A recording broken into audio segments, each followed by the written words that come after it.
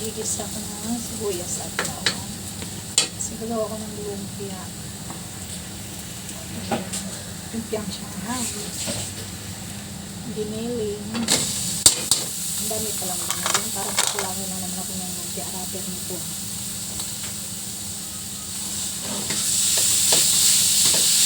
Well, ang ginamit ko po dito ay butter. Para lalo siya malinam-nam.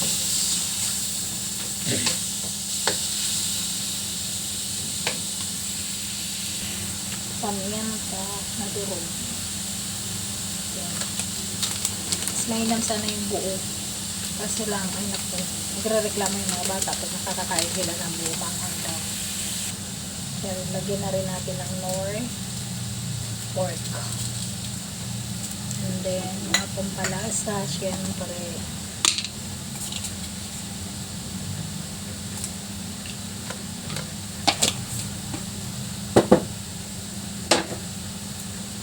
Oyster.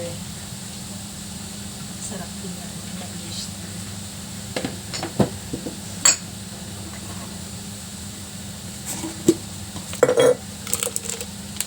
Cinnamon. Nilalagyan ko yun. Na medyo may konting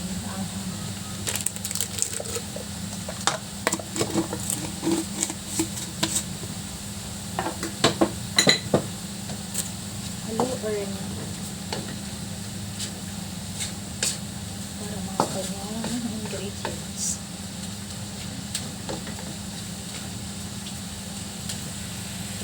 Tikman na natin kung medyo over na yung timpla.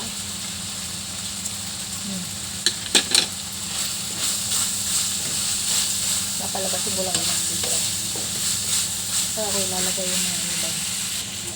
Palagay ko na yung ingredients. Carrots, pinanihan ko.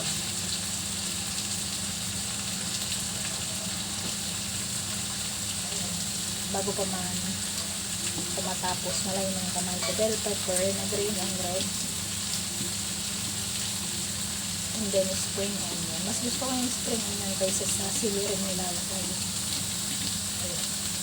Mas gusto ko yung lasa niya.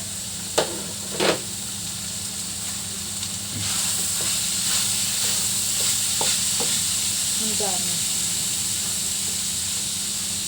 Request ko naman ito ng mga boss ko.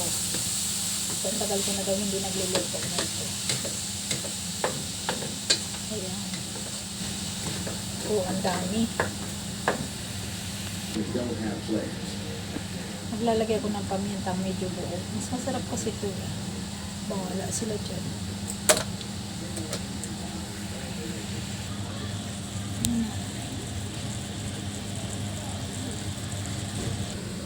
Yan, lalagay ko na yung itlog.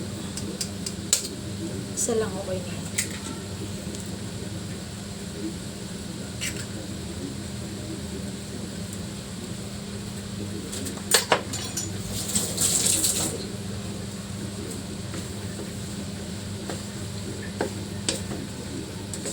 Ang dami eh.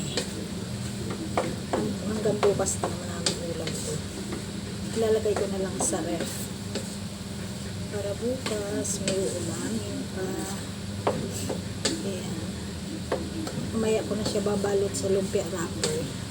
Pag malamig na para hindi hirap ibalot. Bye bye. Thank you so much. Don't forget to like, comment, and share.